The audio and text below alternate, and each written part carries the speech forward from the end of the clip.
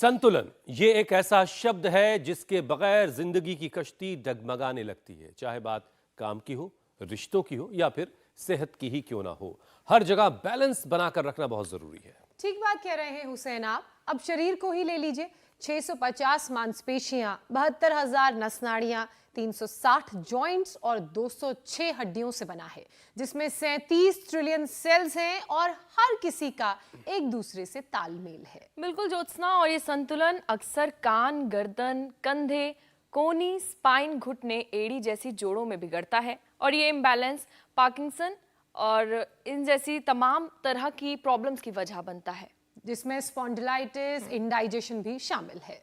वैसे आप लोगों ने देखा होगा कि चलते चलते झटके से गड्ढे में अगर पैर चला जाए तो पेट में स्वेलिंग आ जाती है, सूजन आ जाती है, आंतों में इन्फेक्शन आ जाता है, स्पाइन में चोट लगने पर यूरिन की प्रॉब्लम, हार्ट की प्रॉब्लम और लंग्स में प्रॉब्लम आने लगती है। इनका बीमारियों का खतरा बढ़ जाता है। और तो और गलत पोस्चर से अगर कोई बैठता है तो उसकी वजह से सर्वाइकल, लोअर बैक की प्रॉब्लम, इस तरह की और भी दिक्कतें हो जाती हैं। और तभी हर वक्त संतुलन का, बैलेंस का होना बहुत जरूरी है। हुसैन, लेकिन बहुत से लोग ऐसे हैं जिनका स्ट्रक्चर परफेक्ट नहीं है। इसकी वजह से बीमारियों की भी गिरफ्त में वो आते हैं।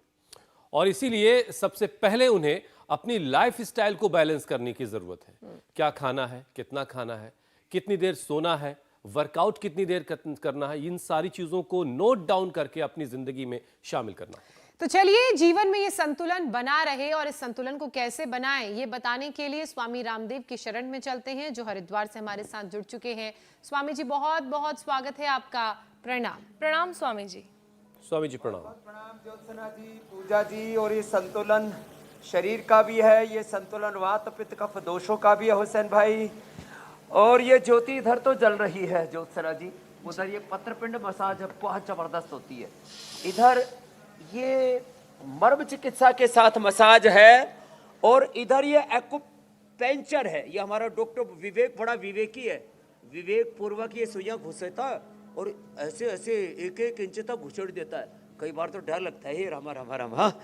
एक बार मेरे भी घुसड़ी थी इसने, मेरे माथे में और मेरे चेहरे पर। ओहो, बड़ा समझदार डॉक्टर है। लेकिन ये इधर ये लीच हो रही है, ये अंदर के गंदे खून को पी लेती है, जो अंदर पेन देता है ना, उस सारे वात का अवशोषण कर लेती है। ये श्रृंगी चिकित्सा हो रही है। ये हमारा क्या नाम है, रामधारी योगधारी हो गया है अब ये। इधर ये दीपक जला रहा है और इधर ये परमजीत है हमारा बालक। ये साइंटिस्ट है, यूएसए से आए हुए। क्या नाम है? अखिलेश गहरवार। अखिलेश जी किस चीज का रिसर्च करते हैं? Nano technology, nano medicine. Nano technology, nano medicine में। कहाँ पर? टेक्सास A&M यूनिवर्सिटी में। टेक्सास A&M यूनिवर्सिटी में। और आप? मैं इर्तिशा सिंह हूँ। मैं भी मेरी लैब भी टेक्सास A&M यूनिवर्सिटी में है। और ये भी साइंटिस्ट है। हाँ, और इन्होंने तो अपना शुगर ठीक कर लिया। अभी इंसुलिन और शुगर की दवा नहीं लेते हैं। बंद हो गई है और इसको अभी स्लिप डिस्क है। हाँ, और इसको ठीक कर रहे हैं, एक्यूप्रेशर कर रहे हैं। और इधर ये हमारा डॉक्टर बड़ा जोर से तोड़ता मरोड़ता अजीत राणा, ये सर ठोक पीट करके ठीक करता है, कायोप्रैक्टिक करता है। और ठोक पीट करके हमने ठीक कर दिया। इधर देखो ये है, इसको तो एंक्लोजिंग स्पोलाइटिस। इधर ये खड़ा है, ये लेकर के बहुत सा सामान क्या करता है भाई, दूर से करना रे, बड़ी जोर से वाष्प देता है। दूर दूर दूर रख, हाँ, पानी नहीं टपकना चाहिए। अब ये ऐसे प्रेशर कुकर से स्टीम, घुटनों में दर्द है, मेरे नहीं है, मैं तो ऐसे ही तुम्हारी जानकारी के लिए ले रहा हूं। तो ऐसे घुटनों में दर्द है, कमर में दर्द है, इसको पार्शियल जेस्टीम बोलते हैं। ये लड़का तो क्या साहब, क्या था तेरे को? एंक्लोजिंग स्पोलाइटिस। और अब क्या हाल है? अभी मैं ठीक हूँ। मेरे को बायोलॉजिकल इंजेक्शन का बोला था, उसी दिन से। इंजेक्शन कितने का आता है? 25,000 से लेके 35,000 तक का आता है। 25 से 35,000 का इंजेक्शन लगवाया नहीं? नहीं लगाया, आपके पास आ गया था। पेन किलर, स्टीरॉइड कुछ भी नहीं लिया, यही पहले कोशिका आया था। और ये भी जब आया था तब ऐसा कुबड़ा चला करता था, है? खड़े होके एक्टिंग करके दिखाना, ऐसे चलता था। देखो मैं एक्टिंग करता हूँ, ऐसे ऐसे ऐसे।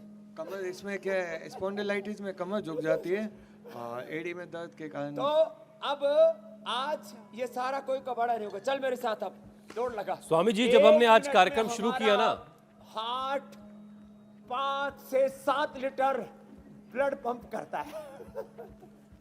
जी मेरे भाई। तो स्वामी जी, सबसे पहला शब्द था संतुलन, बैलेंस। तो जरा बिल्कुल आसान तरीके से समझाइए, क्योंकि अक्सर जो है बड़े बूढ़ों से कहो कि आपका स्ट्रक्चरल इम्बैलेंस हो गया है, आपका बैलेंस बिगड़ गया है, तो कहते हैं ये क्या बला है। तो जरा आसान लफ्जों में समझाइए कि ये स्ट्रक्चरल इम्बैलेंस होती क्या चीज है, कैसे इसकी शुरुआत हो जाती है और कब अलर्ट हो जाने की जरूरत है। संतुलन वात का, पित्त का, कफ का बिगड़ता है, तो वात का बैलेंस बिगड़ने से सारे दर्द होते हैं। Are effect, CRP, ANA, AVN, HLB27 ये पॉजिटिव हो जाता है। फिर कमर ऐसे झुक जाती है, ऐसे ऐसे चलने लगते हैं, फिर अंगुलियां टेढ़ी मेढ़ी हो जाती हैं। अब देखो, वात का बैलेंस बिगड़ा तो पूरा बवंडर हो गया, प्रलय मच गई भीतर, ओहो हाहाकार मच जाता है। तो ये ताड़ासन, ये जो तिर्यक ताड़ासन, ये वृक्षासन, ये सारा आज पहले संतुलन के लिए योग बताते हैं। और ये संतुलन स्ट्रक्चरल बैलेंस भी होगा और वात का बैलेंस भी होगा। इन सब से सूक्ष्म व्यायाम और प्राणायाम तो करना ही है। फिर आज जो है बहुत कुछ बताने वाले हैं। और ये जब संतुलन बिगड़ जाता है तो एक तो योग त्रिदोष नाशक है। यो तो वात के लिए हम पीड़ानील गोल्ड ऑर्थोग्रिड देते हैं, गोंद का प्रयोग बताते हैं, हल्दी मेथी सौंठ का प्रयोग बताते हैं, गोंद के लड्डू की भी तैयारी चल रही है। आप फिर कहोगे स्वामी जी हमारे लिए पैक करके भेज दो, तो भेज देंगे आपके लिए, पूरी गाड़ी पैक करके भेज देंगे। सच्ची बोल रहे हैं, मजाक नहीं है, हम मजाक में भी झूठ नहीं बोलते हैं। लंबे लंबे श्वास। तो गोंद खाने से हड्डियां मजबूत बनती हैं, शिलाजीत खाने से हड्डियां मजबूत बनती हैं, दूध में हल्दी, शिलाजीत और फिर लाक्षादी गूगल ले लो, हड्डियां मजबूत बन जाती हैं। वात जो है ना, ये हमारे संतुलन को बिगाड़ता है। ये ताड़ासन, ये तिर्यक ताड़ासन, ये वृक्षासन, ये हो सके तो अब देखो ये एंकोरेजिंग वाला ही कर रहा है। ये जो बालक नीर है, चाहे कौशिक है, आपने देखा है सबको, हमने लाइव एग्जांपल्स दिखाए। और जिनका 2-2 हजार तक आर फ्रैक्चर चला गया था, उनको भी ठीक करके दिखाया है। जो हो सके तो ऐसे ये सूर्य नमस्कार भी कर लेना। और अब फिर इसके बाद होले होले उष्ट्रासन से लेकर के सारे अभ्यास और भी बताएंगे। ऐसे ये पूरा ये अभ्यास हुआ। फिर अब देखो बैठ करके सूक्ष्म व्यायाम ही कर लो, जिनसे और कुछ ना हो पाए, इससे भी सारा संतुलन बनता है। और इसके साथ साथ भस्त्रिका कपालभाति भी। वात के बैलेंस के लिए हमने एलोवेरा, गिलोय, सदाबहार के ऊपर फूल और पत्ते दोनों अच्छे आ रहे हैं अभी कल, निर्गुंडी और सहजना, मोरिंगा, इनका 5 चीजों का जूस भी बताया। और ATM की सब्जी और मिलेट्स और उपवास भी बताया है। और बस्ती, एनिमा, दशमूल क्वाथ का, एरेंडमूल का या पीड़ांतक क्वाथ का, और पीड़ानील तेल भी है, पीड़ानील स्प्रे भी है, बाकी भी सब कुछ है। अश्वगंधा है, अश्वशिला है, सारे गुग्गल हैं, योगराज, महायोगराज, गुग्गल, ये पीड़ानील गोल्ड और ऑर्थोग्रिड तो इसकी परम औषधियाँ है। ये सब है। लेकिन इस सब के साथ साथ बड़ी बात है, योग सबसे बड़ा संतुलन करता है वात का। दही छाछ नींबू चाट टमाटर खट्टा ये खाना भी नहीं।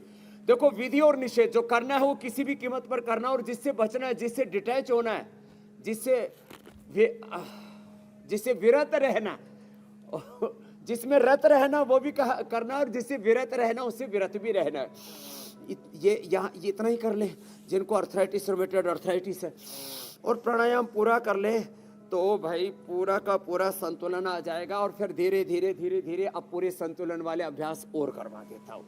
तो आज पूरा वात का संतुलन आएगा, और वात का संतुलन आने से सारे दर्द तो मिटेंगे। ये are effect, CRP, AVN, HLB27, uric acid, ये सब तो ठीक होंगे ही होंगे। ये एंकोरेजिंग स्प्लाइटिस है, पार्किंसन से, अल्जाइमर, ये डिमेंशिया, और जितने भी ये ऑटोमेन डिजीज हैं, इनमें प्रधान कारण वात रोग है। लो, और जो स्वामी जी आपने ओवरऑल तरीके से अशांत रहता है, बेचैनी रहती है, नींद नहीं आती है। आपने ओवरऑल तरीके से सारी चीज़ों को समेट लिया। अब जरा हम लोग एक एक करके अलग अलग हिस्से की जरा बात कर लेते हैं। और सबसे पहले रीढ़ की हड्डी की बात करते हैं कि स्ट्रक्चरल इम्बैलेंस अगर रीढ़ की हड्डी में आ गया है तो सबसे बड़ी दिक्कत होती है, क्योंकि पूरा शरीर जो है वो उसके बाद अलग ही तरीके से दिखने लगता है, उसका पूरा रूप जो है वो गड़बड़ हो जाता है। तो रीढ़ की हड्डी में आए हुए इम्बैलेंस को कैसे ठीक किया जाए, उसे स्पाइन को कैसे हेल्दी बनाया जाए? यहाँ से शुरू करें, जो कर सके वो उष्ट्रासन करे। एंक्लोजिंग वाला भी नीरज मेरे साथ कर रहा है, लाइव एग्जांपल है।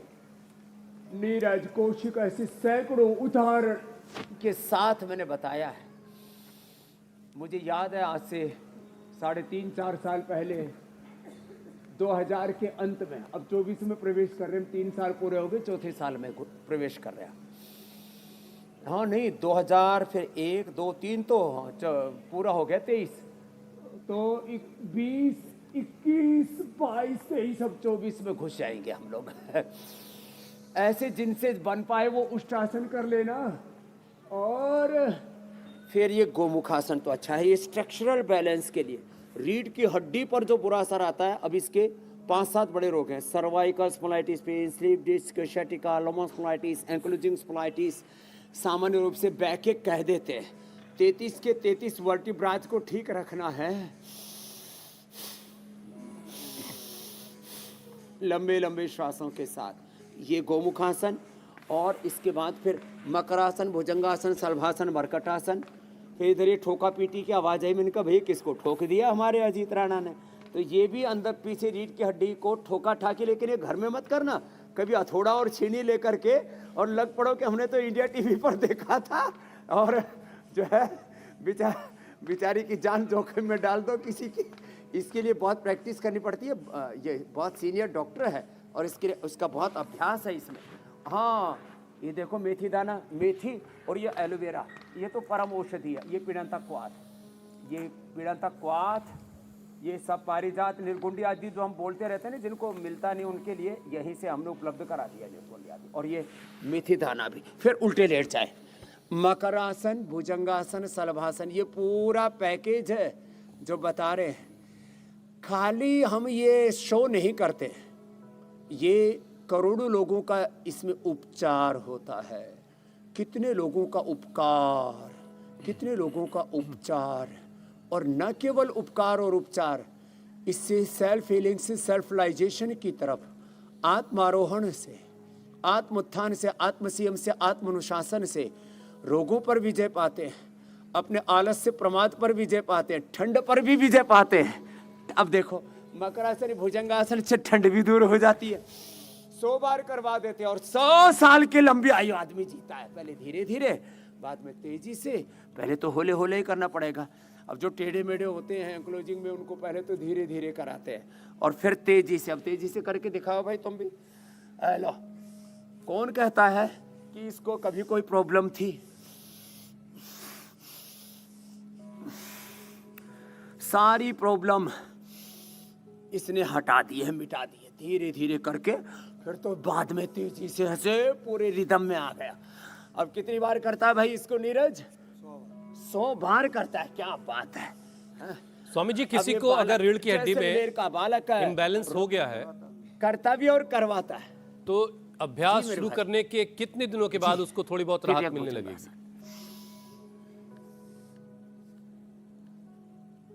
अभ्यास शुरू करते पहले दिन से थोड़ी थोड़ी राहत मिल जाएगी, और 1 सप्ताह में तो करीब 90% और 2 सप्ताह में तो 99 क्या 100% रिलीफ। ये तो इंस्टेंट वाला कार्यक्रम है मेरे भाई। आज करोगे और अगले जन्म में फायदा होगा, ये पुरानी बात हो गई। लोग कहते थे इस जन्म में योग करो, अगले जन्म में मोक्ष मिलेगा। मैंने कहा जीते जी रोग मुक्त भी हो जाओगे और जीवन मुक्त भी हो जाओगे। जीवन मुक्त माने सब प्रकार के बंधनों से, आकर्षणों से, प्रलोभनों से, सब मायावी छलाओं से मुक्त हो जाओगे। ये अच्छा तो कि आपने ये बता दिया। इंस्टेंट मुक्ति वाला कार्यक्रम है मेरे भाई।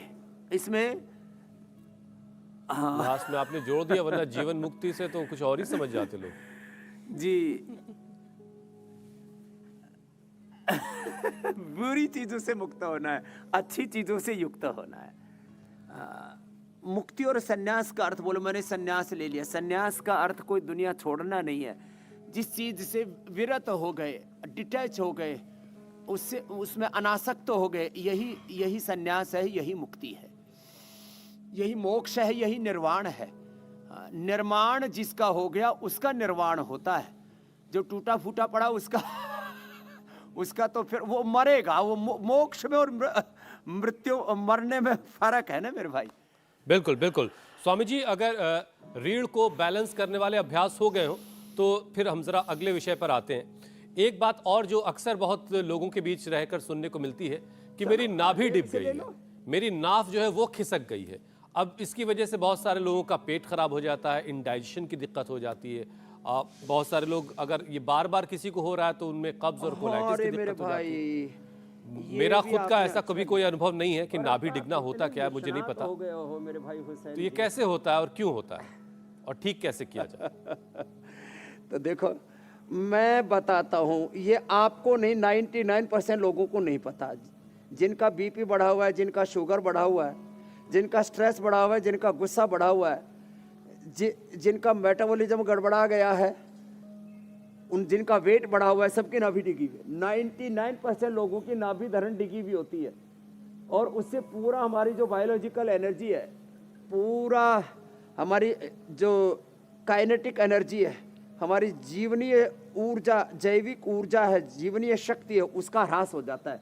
तो ये जो स्पाइनल कोड के लिए बता रहे थे मरकट आसन, ऐसे भी और ऐसे भी, एक एक पैर को ऐसे अपोजिट साइड में ऐसे लेकर के जाना, तो ये तो स्पाइन के लिए बता दिया, ये तो पूरा हो गया। चलो, रीढ़ की हड्डी का संतुलन एकदम फर्स्ट क्लास होगा। आराम आराम से करना, भी हम करते हैं 10-10 सेकेंड, आपको करना 2-2 मिनट तक, जरूरत पड़ने पर 10 मिनट तक भी। अर्ध पवन मुक्तासन करते हैं तो स्पाइन के लिए, और पूरा पवन मुक्तासन करते हैं तो 1 मिनट में नाभि ठीक हो जाती है। नाभि और कोड़ी, ये 2 चीजें हैं। नाभि होती है यहां, देखो ये अपनी तो सेंटर में है भाई, वैसे भी अब पवन मुक्तासन किया और मरकटासन किया तो ऐसे ही सेंटर में है।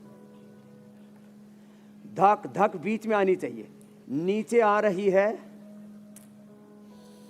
तो दस्त, ऊपर रहेगी तो कब्ज, दाएं बाएं रहेगी ना,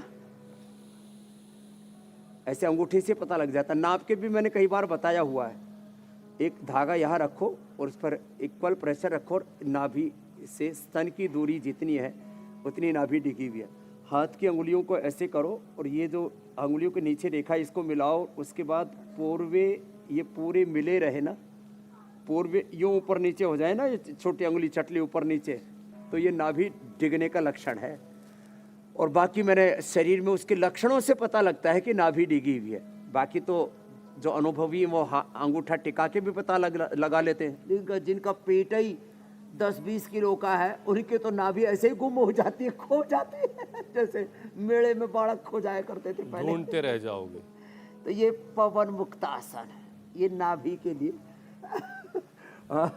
फिर खोया पाया में जाकर के अनाउंसमेंट करवाते थे, तो आज हम अनाउंसमेंट इंडिया टीवी पर कर रहे हैं भाई। जिनकी भी ये जो लक्षण बताए ना, BP, sugar, thyroid, physical, mental, emotional balance बिगड़ा हुआ है, बात में बिना बात में गुस्सा करते हैं, भूख ठीक नहीं लगती, नींद ठीक नहीं आती है, खाया पिया हजम नहीं होता है, गैस बहुत ज़्यादा बनती है, कॉन्स्टिपेशन है, कोलाइटिस है, तो समझ लो नाभि डिगी हुई। और सेक्सुअल डिसऑर्डर्स, पति पत्नी का दाम्पत्य जीवन ठीक नहीं चल रहा है तो नाभि डिगी हुई है। ये इतना बड़ा तत्व है।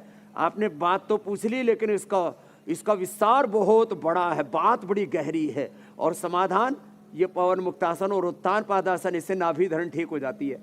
ये 1 मिनट तक ऐसे करना पड़ेगा, श्वास रोक के होल्ड करके 1 मिनट तक ऐसे होल्ड कर लेना। 1 मिनट में नाभि ठीक, लो सबसे आसान तरीका। बाकी खींचातानी करके भी ठीक करते हैं, नाभि पर दीपक रख करके भी ठीक करते हैं, बहुत तरीके इसके ठीक करने के। ये सबसे अच्छा है। अलाबू से भी ठीक करते हैं, दीपक से भी ठीक करते हैं। ये उत्तान पादासन से ठीक हो जाती है नाभि। आराम से फिर पैरों को नीचे लाना। नौकासन, इससे भी नाभि ठीक होती है। ये ऐसे उठा करके ब्रेथ को होल्ड करके ऐसे रख लेना, इससे नाभि ठीक होती है। और नाभि ठीक होती है पादांगुष्ठ नासास्पर्शासन से, और नाभि ठीक होती है सेतुबंध से। अब ऐसे, अरे देखो ये धीरज तो कमाल कर दिया भाई, एंक्लोजिंग वाला ऐसा भी हो सकता है। ये तो बहुत बड़े इंस्पिरेशन, बहुत बड़े मोटिवेशन हो गए अब नीरज तो। ऐसे ये पादांगुष्ठ नासास्पर्शासन, और फिर ये हो गया सेतुबंध। तो भाई नाभि धरण ठीक हो जाएगी। नाभि यहाँ और कोड़ी यहाँ, देखो ये। अब श्वास बाहर छोड़ के पेट को अंदर खींच लिया। सेतुबंद में नाभि भी और कोड़ी भी दोनों ठीक हो जाएंगे मेरे भाई हुसैन जी। श्वास बाहर छोड़ के देखो यूं, ये ठीक है स्वामी जी, चलिए कुछ और चीजें ठीक करते हैं। कई बार स्वामी जी कुछ ऐसे लोग मिलते हैं जिनके पैर जो हैं वो छोटे बड़े होते हैं। अब क्या स्ट्रक्चरल इम्बैलेंस की वजह से उनका पैर छोटा बड़ा हो गया, या प्राकृतिक तरीके से पैदाइशी वो ऐसे होते हैं? और अगर इम्बैलेंस की वजह से हो रहा है तो क्या उसको फिर ठीक किया जा सकता है? ना पैदाइशी कोई नहीं होता, ये स्ट्रक्चरल इम्बैलेंस स्पाइन का भी होता है इसमें। इतना और फर्क हो नाभि जाता का है भी स्वामी होता जी? है। तो देखो नौकासन एक तो ऐसे हाथ रख करके किया था हमने, अब हाँ 1-1 इंच का 2-2 इंच का, और एक ये है ऐसे दोनों तरफ से उठाना, ये ऐसे, और ऐसे जब पैर रखे ना तो देखो ये ऐसे पैर रखने पर ये अंगूठा ऊपर नीचे नहीं होना चाहिए, और जब उल्टे लेटते हैं ना देखो ऐसे, तो ऐसे ये बता रहे हैं स्ट्रक्चरल इम्बैलेंस का एक और लक्षण। हथेली पर हथेली, उस पर माथा, और ऐसे एड़ियाँ बाहर पंजे अंदर, और एक एड़ी ऊपर एक एड़ी नीचे, स्वाभाविक रूप से, जोर लगा के नहीं, स्वाभाविक रूप से एक ऊपर एक नीचे मिले तो समझ लेना स्ट्रक्चरल इम्बैलेंस है। और ये जो अपने पैर छोटे बड़े हो जाते हैं उसका बड़ा कारण नाभि, धरण, कोड़ी तीनों डिगते हैं। नाभि, कोड़ी और स्पाइनल कोड के 33 वर्टिब्राज, इनके असंतुलन से होता है वो। इसके लिए ये भुजंगासन, और ये कोड़ी क्या चीज है स्वामी जी? और पवन मुक्तासन, सलभासन भी हो जाए तो ये ऐसे होती है यहाँ पर ना, ये नाभि तो यहाँ और कोड़ी यहाँ, ये जो है इसको, ये हमारा राणा इधर, ये बड़ा अच्छे से ठीक करता है। वैसे मेरी तो ठीक ही है, डिगा मत देना इधर, ये ऐसे चटकाता है इसको। एक माइक देना भाई, इधर आओ। ये कैसे बैठ के भी ठीक करता है कि बैठ के? हाँ, ये देखो ये कोड़ी कैसे ठीक करते हैं, देखो ये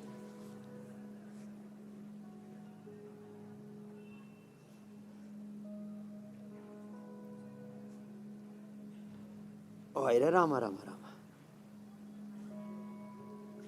ये तो कोड़ी को ठीक किया, और नाभि को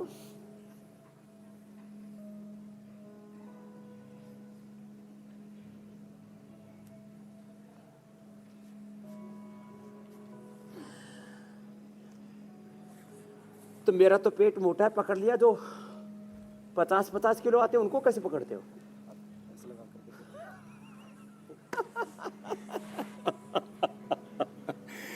जोरदार काम। मेरे तो पकड़ के दाएं बाएं खींच दिया इसने। तो ये नाभि और कोड़ी ठीक करने का ये बहुत बड़ा स्किल है, ये बहुत बड़ा स्किल है। हम तो अपना बाह्य प्राणायाम करके ही नाभि और कोड़ी दोनों ठीक कर लेते हैं ऐसे। और ये सर्वांगासन, हलासन से भी ठीक होती है, जो हमारे पंकज कर रहा है, नीरज कर रहा है। हम तो बाह्य प्राणायाम करते हैं, नाभि कोड़ी दोनों ठीक।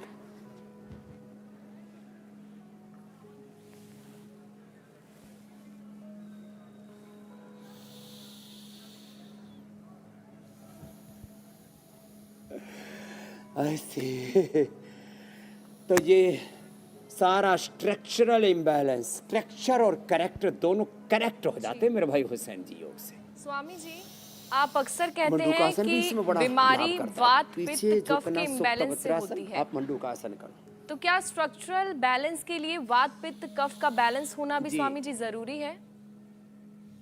और एक एक करके वात, पित्त और कफ को कैसे बैलेंस रखना है? बहुत जरूरी है। देखो ये भी जरूर बता देते हैं। मंडूकासन, और करो मंडूकासन ही करो बेटा आप। और ये सुप्त वज्रासन, ये तो बहुत अच्छा हुआ याद आ गया। ये भी वात, पित्त, कफ त्रिदोषों का बैलेंस बनाता है, सुप्त वज्रासन।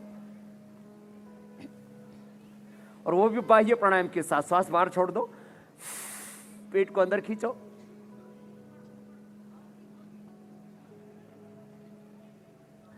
ऐसे। कुछ मेरे से बोलते बाबा जी आप नंग धड़ंग क्यों रहते हो। मैंने कहूँ अब मैं कहता हूँ सांस बाहर छोड़ो, पेट अंदर खींचो, नाभि अंदर खींचो, तो कम से कम दिखे तो सही। और वैसे साधु तो दिगंबर ही रहते थे, इसलिए वैसे हमको कोई शौक नहीं है न नग्न होने का, नंगे होने का, न कपड़े पहनने का। हम तो बस जीवन को देहातीत, गुणातीत, भावातीत होकर के जी रहे हैं, बस स्वधर्म को, योग धर्म को जी रहे हैं। आपने पूछा वात पित्त कफ का संतुलन।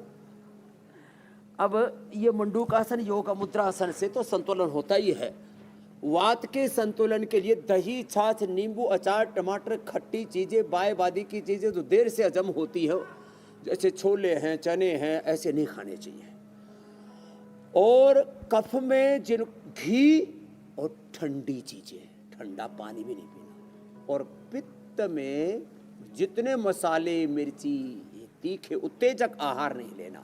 अब संतुलन कैसे करना इनका?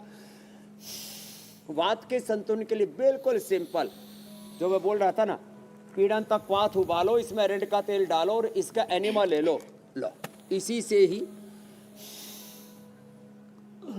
पीड़न तक वात की बस्ती लेने से वात संतुलन हो जाएगा। अणु तेल या ज्योतिषमती का नस्से ले लो, सरसों का तेल नाक में डालो, कफ का संतुलन हो जाएगा। वमन कर लो, पित्त का संतुलन हो जाएगा।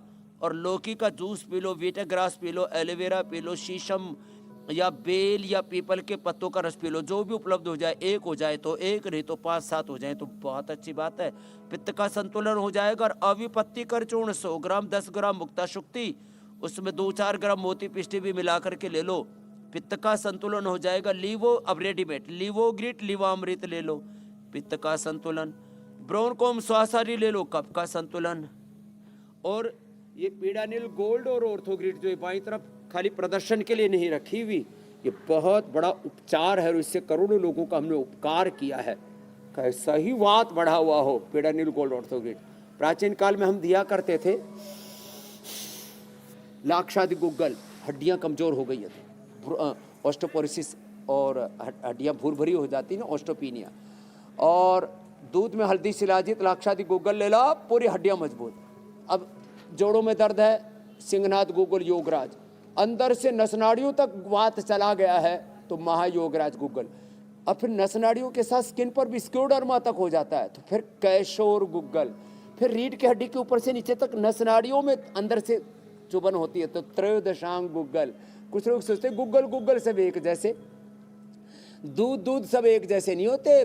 गाय का दूध, भैंस का दूध, भेड़ बकरियों का दूध, ऊंटने का दूध, शेरनी का दूध, गधी का दूध, इसमें अंतर होता है। दूध एक जैसा नहीं होता, गोंद भी एक जैसा नहीं होता। हाँ, कुमठ का गोंद अलग होता है, जानकारी स्वामी जी कहाँ बबूल से का आई? गोंद, आप बबूल की लकड़ी भी बड़ी मजबूत होती है और उसका गोंद भी बड़ा मजबूत होता है। उसके लड्डू इंतजार कर रहे हैं, अभी वो बाद में बताएंगे, उत्सुकता जगा रहे हैं। स्वामी जी, शेरनी का दूध किसने चेक किया था? कहाँ से टेस्ट हुआ उसका? लहसुन कल्प, वो भरत ने चेक किया था। शेर के तो दांत गिन लिए और शेरने का दूध पी लिया इसलिए भारत जो है मेरी माँ शेरों वाली है। अच्छा स्वामी जी, स्ट्रक्चरल इम्बैलेंस की हम बात कर रहे हैं। हमारे पड़ोसी देश पाकिस्तान में शेर और शेरनियां पालते हैं मेरे भाई। बचपन से उनको ऐसा एनवायरनमेंट देते हैं, अभी भी कर सकते हैं काम। कोई सोचे कोई बहुत प्राचीन काल में जाना पड़ेगा इसके लिए तो। स्वामी जी, स्ट्रक्चरल इम्बैलेंस की हम बात कर रहे हैं और वो अलग अलग कारण जिसकी वजह से स्ट्रक्चरल इम्बैलेंस होता है, तो क्या स्ट्रक्चरल इम्बैलेंस का असर हमारे न्यूरो सिस्टम पर भी पड़ता है और क्या इससे ब्रेन डिसऑर्डर से जुड़ी परेशानियां भी हो सकती हैं? अगर ऐसा है तो उनके लिए कौन कौन से प्राणायाम कारगर हैं जो इन बीमारियों से, जो खासकर न्यूरोलॉजिकल डिसऑर्डर से होती ये है? आपने बहुत अच्छा प्रश्न पूछा मेरी बहन ज्योत्सना जी। जब वात प्रकोपित होता है ना तो ये कंपवात है। इधर आओ बेटा, अनुलोम विलोम करो। ये अनुलोम विलोम, भ्रामरी, उद्गीत और नाड़ी शुद्धि। थोड़ा होल्ड भी कर सकते हैं अंदर, थोड़ी देर रोक लिया फिर छोड़ा। कंपवात, पार्किंसंस, अल्जाइमर, डिमेंशिया, एसएलईएमएस और जितनी भी ऑटोइम्यून डिजीज है ये सब वात के संतुलन बिगड़ने से होती है। कफ बढ़ने से वेट तो बढ़ता ही है, शरीर में गांठें और कैंसर जैसा रोग होता है। पित्त बढ़ने से अल्सर, अल्सरेटिव कोलाइटिस होता है और व्यक्ति को बहुत अधिक गुस्सा भी आता है। तो ये इसका विस्तार है। तो ये जो नस नाड़ियों पर इसका असर आता है, इसके लिए है न्यूरोग्रिड, इम्यूनोग्रिड, दोनों एक एक या दो दो, सर्दियों में तो अब दिसंबर जनवरी में तो दो दो खा ले, न्यूरोग्रिड, इम्यूनोग्रिड। और देखो सब नस नाड़ियाँ एकदम मजबूत, पार्किंसंस, अल्जाइमर, डिमेंशिया से मुक्ति। डिमेंशिया हो जाए, अल्जाइमर हो जाए, दिमाग पर बहुत ज़्यादा असर आ जाए, नस नाड़ियों पर बहुत ज़्यादा असर आ जाए, तो ये अश्वगंधा, ये जो अश्वशिला देते हैं ना, ये ऑर्थोग्रिड और ये पिडानियल गोल्ड तो अर्थराइटिस के लिए था ही था। ये जो है ना अश्वशिला बड़ा जबरदस्त है। इसमें अश्वगंधा और शिलाजीत तो दोनों हैं। और ये इम्यूनोग्रिड गोल्ड या तो फिर ये इम्यूनोग्रिड सिंपल। और जिसको बहुत ही ज़्यादा बुरा असर आ जाता तो स्वर्ण शिलाजीत, शिलाजीत का कैप्सूल, अश्वशिला और शिलाजीत लिक्विड, ये सब हम देते ही हैं। ये बड़ा ज़बरदस्त है। स्वर्ण शिलाजीत ले लें। स्वर्ण और चांदी, रजत, इसका बड़ा असर होता है। तो हमारे शास्त्र में एकांगवीर रस, रसराज रस, योगेंद्र रस। अब ये एकांगवीर रस 10 ग्राम ले लो और रसराज योगेंद्र जो है बृहत्वा चिंतामणि, ये 2-2 ग्राम मिला दो। और अंदर से बहुत ही ज़्यादा कमज़ोर हो गए तो बृहत, उसमें वसंत कुसुमाकर भी 2-2 ग्राम मिला करके, 2-2 ग्राम बृहत्वा चिंतामणि, वसंत कुसुमाकर, रसराज योगेंद्र और 10 ग्राम रसराज रस, ये हमारी शास्त्रीय औषधियाँ हैं, सब मिला करके 30 पुड़िया बना लो और 1 पुड़िया सुबह सुबह खा लो खाली बस। या बहुत कमज़ोर डाइजेशन है तो 60 बना लो, सुबह शाम खाली पेट खा लो। सारी नस नाड़ियों की दिक्कत दूर। रेडीमेड में हमने न्यूरोग्रिड इसी का प्रयोग किया। ये जबरदस्त, ये दिमाग पर और नस नाड़ियों पर सब दवाएं असर नहीं करती। यहाँ गले में ना एक ब्लड ब्रेन बैरियर लगा हुआ है, उसको क्रॉस करने के लिए स्वर्ण और रजत भस्म काम करती है। और अश्वगंधा भी उसका काम करती है, ब्राह्मी शंखपुष्पी भी वो काम करती है। इसलिए अश्वगंधा का मैंने बताया, अश्वगंधा या अश्वशिला का प्रयोग करें तो नस नाड़ियों की दिक्कतें दूर खत्म हो जाएगा। अनुलोम विलोम करें और प्रसन्न रहे। गाय का घी जरूर खाएं, गाय का घी, बादाम रोगन, गाय के घी के लड्डू भी बताने वाले आज। 1 किलो 400 ग्राम का जो दिमाग है 80% अच्छे कोलेस्ट्रॉल से, चिकनाई से, घी से ही बनता है। स्वामी जी, प्राणायाम तो हो ही रहा है, तो ज़रा ये भी बताइए कि इस सर्दी के मौसम में बहुत सारे लोग ऐसे हैं जो जोड़ों के दर्द से परेशान है, बहुत सारे लोगों की पुरानी चोट उभर आती है, तो क्या प्राणायाम करके जोड़ों के दर्द को भी कुछ राहत दी जा सकती है, उसमें कुछ आराम मिल सकता है? और स्वामी जी, क्या कोई योगा आसन भी है जिससे जोड़ों को वार्म अप थोड़ी किया जा सकता क्यों मेरे भाई, अपना थोड़ा वाला काम ही नहीं है। ज्योत्सना जी, पूजा जी, अपना काम पूरे वाला है। हमारी आधी अधूरी संस्कृति नहीं है, आधा अधूरा प्यार, आधी अधूरी खबर, आधा अधूरा ज्ञान, आधा अधूरा खान पान, उससे तो फिर डेफिशिएंसी आ जाएगी। आधा अधूरा काम, उससे तो काम बिगड़ जाएगा। हम तो पूरा करते हैं। पूरा श्वास लो, पूरा छोड़ो। अब इससे पूरा ब्लड सर्कुलेशन अच्छा हो जाएगा, एनर्जी का फ्लो अच्छा हो जाएगा। और फिर हड्डियां अंदर से कमजोर हैं तो स्प्रीलुना ले लो। दूध में हल्दी, शिलाजीत, लाक्षादी, गुग्गुल और पिडानियल गोल्ड, ऑर्थोग्रिड तो मैंने बताया ही था। जो है इसमें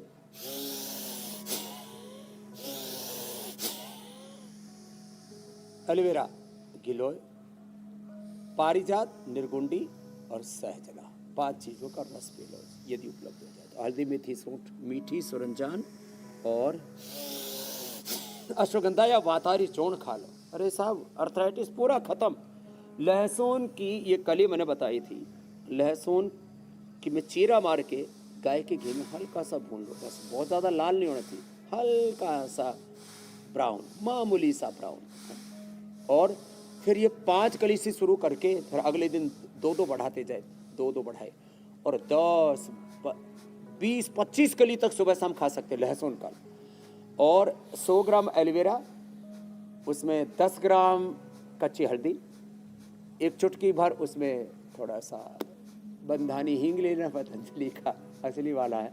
और उसमें जो है अंकुरित मेथी, ये अंकुरित मेथी रखी हुई है, ये अंकुरित मेथी 20-25 ग्राम उसी में डाल दें।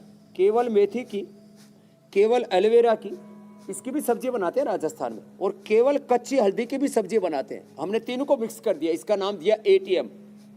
हाँ, ये हल्दी देना भाई इधर से। हाँ, हल्दी, टर्मरिक, एलोवेरा और मेथी। हाँ, ये इसको एक साथ इसकी सब्जी बना देते हैं और फिर रागी बाजरे की रोटी खिलाते हैं और उपवास भी 3 दिन करवा देते हैं। सारा वात खत्म, गोखरू का पानी पिला देते हैं, गोधन अर्घ पिला दिया, पूरी बॉडी डिटॉक्स हो जाती है। और कपालभाति, ये अंदर से डिटॉक्स करने के लिए भस्त्रिका से बल बढ़ाओ, कपालभाति से विसर्जन, डिटॉक्स करो, और अनुलोम विलोम से फिर मूलाधार से सहस्रार तक अष्टाचक्र नव द्वारा देवानाम पूरा अयोध्या।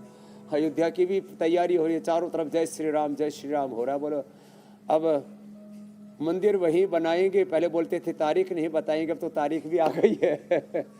मंदिर वहीं बनाएंगे, तारीख नहीं बताएंगे, अब नहीं, तारीख भी बताएंगे, मंदिर वहीं बनाएंगे, लेकिन राम अपने भीतर भी प्रकट करेंगे। खुद मर्यादाओं का पालन करें, बाहर के राम वो हमारे आदर्श हैं, और भीतर के रोम रोम में रमे वो राम, वो खुदा, वो अल्लाह, ऑलमाइटी गॉड, ओंकार, एक ईश्वर परमात्मा। अनुलोम विलोम करते मूलाधार से सहस्रार तक, बंगला भला बना दरवेश, इसमें नारायण प्रवेश, अष्टाचक्र नवद्वार, इसको ठीक कर लेते हैं। अनुलोम विलोम से नस नाड़ियां भी ठीक, रोग मुक्ति और जीवन मुक्ति दोनों मिलते हैं मेरे भाई हुसैन जी, मेरी बहन ज्योत्सना जी योग से। स्वामी जी, सर्दी में थोड़ी धूप भी कम मिलती है, तो उसकी भी बात कर लेते हैं। क्योंकि धूप कम निकलती है और कोहरा तो आज तो बहुत ही ज्यादा था। और दिल्ली NCR की बात करें तो कोहरे की वो जो चादर है वो छाई हुई है। ऐसे में विटामिन डी अब और कम हो गया है, तो सर्दियों में विटामिन डी की कमी ना हो, इसके लिए क्या उपाय कर सकते हैं? तो प्रोटीन की कमी के लिए तो मैंने स्प्रुलिना बताया, और मूंग की दाल छिलके वाली, वैसे मिक्स दाल भी खा सकते हैं। और विटामिन डी के लिए हम न्यूट्रिला डी बनाते हैं, न्यूट्रिला डी लाइकेन से, और मल्टीविटामिन बनाते हैं न्यूट्रिला डेली एक्टिव। उसमें calcium, iron, magnesium, vitamin A, B, C, D, B12, B complex पूरा का पूरा है उसके अंदर, और सारे जो है प्रोटीन से लेकर के सब कुछ है। तो न्यूट्रिला डेली एक्टिव ले ले, जिनको कई तरह की डेफिशिएंसी है। विटामिन डी की डेफिशिएंसी है तो न्यूट्रिला डी और B12 कॉर्न हल से तैयार करते हैं। और हड्डियाँ कमज़ोर रहने तो न्यूट्रिला बोन हेल्थ, पहले हम वंशलोचन भी खिलाते तब बोन हेल्थ दे देते हैं, या दूध में हल्दी सिलाती तो लाक्षादी देते हैं। तो धूप तो लेनी, 45 मिनट का धूप में एक्सपोजर मिल जाए ना, ये बेस्ट होता है। आज कई तरह की थेरापी हमें दिखानी थी जो चल रही हैं, पूरे लगे हुए हमारे भाई, हा, आनंद आ रहा है पूरा। हमारे भाई सब मजे ले रहे, मसाज हो रही है, पोटली मसाज हो रही है, अभ्यंग हो रहा है, लीच हो रही है, सब आनंद ही आनंद है। प्रभु प्यारे से जिसका संबंध है उसे हर घड़ी आनंद ही आनंद है। आओ प्रभु गुण गाओ रे, आओ योग अपनाओ रे, यही समय है प्यारे। छल कपट और झूठ को त्यागो, सत्य में चित्त लगाओ रे, यही समय है प्यारे। आओ योग अपनाओ रे, यही समय है प्यारे। भोर में उठे और भाव विभोर होकर के इंडिया टीवी पर हमारे साथ 45 मिनट जो धूप का एक्सपोजर ले लेंगे ना, थोड़ा ऐसे कपड़े, ऐसे इतने कपड़े हो तो अच्छा जितने में मैं बैठा हूँ, फिर पूरा विटामिन डी मिल जाएगा, फिर न्यूट्रिला भी नहीं खाना पड़ेगा। और बाकी ये सिंथेटिक विटामिन तो खाने ही नहीं चाहिए, उससे तो किडनी लीवर और खराब हो जाता है मेरी बहन ज्योत्सना जी। स्वामी जी, शरीर के जो चूल थी, जो ढीली थी, सब आपने कस दी है। शारीरिक तौर पर तो आपने तमाम योगाभ्यास और तमाम अभ्यासों के जरिए कैसे फिट रहना वो बता दिया। अब ज़रा मेंटली फिट रहने के लिए भी बड़ा ज़रूरी है कि मेडिटेशन थोड़ा कर लिया जाए। तो एक मेडिटेशन का, ध्यान का तरीका क्या है, ज़रा वो बता दें, फिर आगे बढ़ते हैं।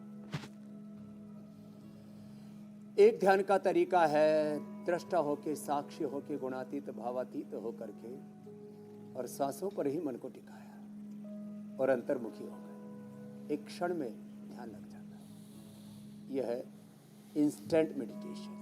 मैं नित्य शुद्ध बुद्ध मुक्त स्वभाव सच्चिदानंद स्वरूप आत्मा, इस विचार से ही समाधि लग जाती है। इसको महर्षि पतंजलि ने कहा सविचार समाधि। और फिर जैसे सांसों के साथ अंतर्मुखी हो जाते हैं तो निर्विचार हो जाते, निर्विकल्प हो जाते। निर्विचार समाधि, निर्विकल्प, निर्बीज समाधि। हर एक व्यक्ति के शरीर में कोई भी रोग विकार उत्पन्न होने की संभावना है, उसको मिटा देना। निर्बीज समाधि, दग्ध बीज समाधि। फिर हर श्वास के साथ मन ही मन ओंकार का ध्यान किया तो ओंकार ध्यान हो गया। मन ही मन ओम भूर्भुवः स्वः तत्सवितुर्वरेण्यं भर्गो देवस्य धीमहि धियो न प्रचोदयात्, ये गायत्री ध्यान हो गया। ओम त्र्यंबकम यजामहे सुगंधिम पुष्टिवर्धनम उर्वारुकमेव बंधनान् मृत्योर्मुक्षीयमामृतात्, मृत्युंजय ध्यान हो गया। और सांसों के साथ ऐसे देखा और कोई नाम नहीं, कोई मंत्र नहीं, बस निशब्द हो गए, चुप हो गए, मौन, कंप्लीट साइलेंस। इसको कहते हैं विपश्यना ध्यान, प्रेक्षा ध्यान, दृष्टा ध्यान। गुणातीत भावातीत होकर के ट्रांसेंडेंट स्टेज में पहुंच जाते हैं। और यहाँ है आत्मा की निर्मलता, इसको बोलते हैं आत्म साक्षात्कार, आत्मबोध, आत्मनिर्वाण, आत्मनिर्वाण, आत्मकाम, आत्मरति होना, आत्ममोक्ष। आत्मनः मोक्षार्थम जगत हिताय तो है ये योग और कर्म योग का पूरा अनुष्ठान।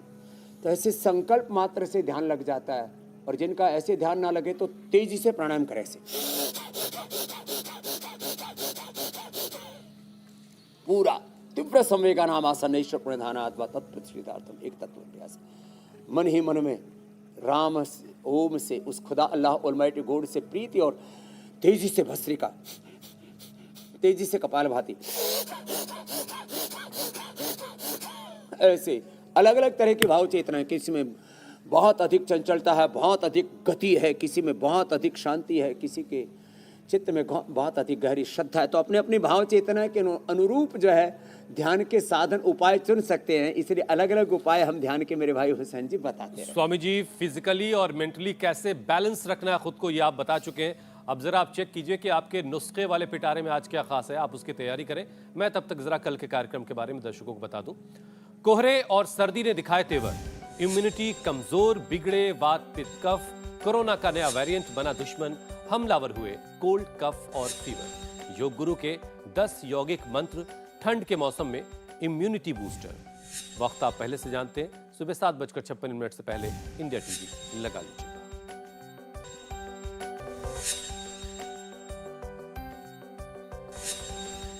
स्वामी जी, हर चीज में बैलेंस जरूरी है, तो डाइट का भी बैलेंस होना बड़ा जरूरी है। स्नेह पूर्वक अश्वगंधा डाल दो थोड़ी सी।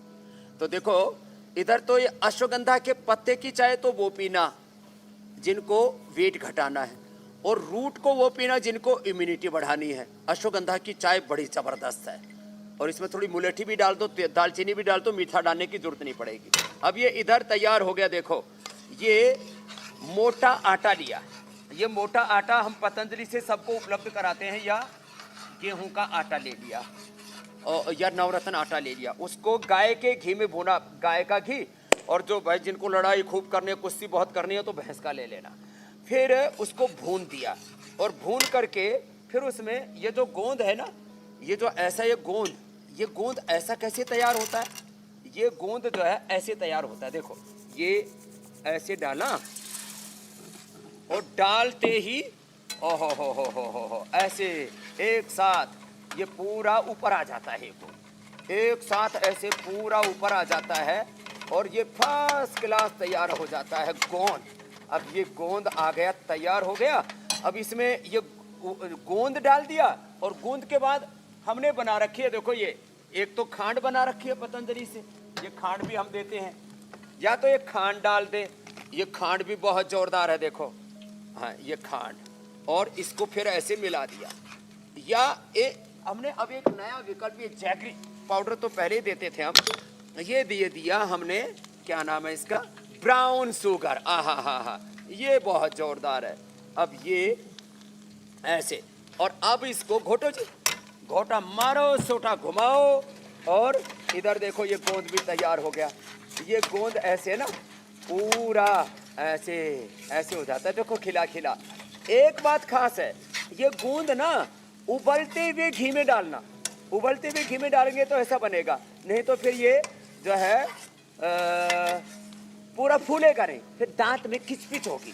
तो ये दांत में अब कोई खिचपिच नहीं होगी, और फिर ये ऐसा करारा लड्डू तैयार हो जाता है, जैसे हमारी बेटी स्नेहा तैयार करके लाई है। फिर ये इसको ऐसे खाओ, हाँ हाँ हाँ मजा आ गया। ऐसे पूरी रेसिपी बता दी गुड़ के लड्डू की। जितना आटा उतने घी और उससे 1/4। बहुत बहुत शुक्रिया स्वामी जी, हम तो देखकर ही आनंद ले रहे हैं। आधा डालना हो तो आधा भी कर सकते और 1/4 गोंद डाल देना।